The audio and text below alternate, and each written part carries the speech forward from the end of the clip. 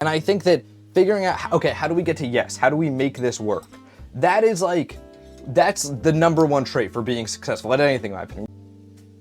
And I think that if we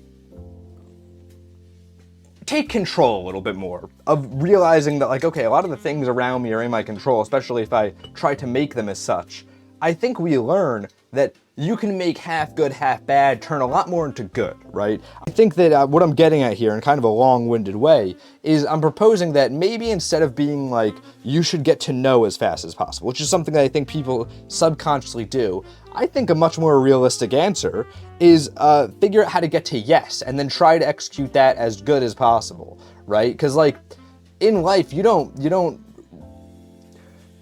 just rise to your goals, you fall to your systems, right? And an inherent part of your system is mindset, just like what is your mindset towards doing things.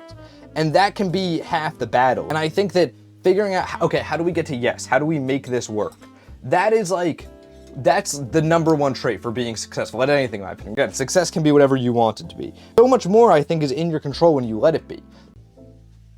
But I think that being more realistic, that, you can try to make things work out, and that getting to yes will always be easier than everything being a no. I think that's great. I think that's 100% more what needs to happen here. I would rather be optimistic and proven wrong than pessimistic and proven right?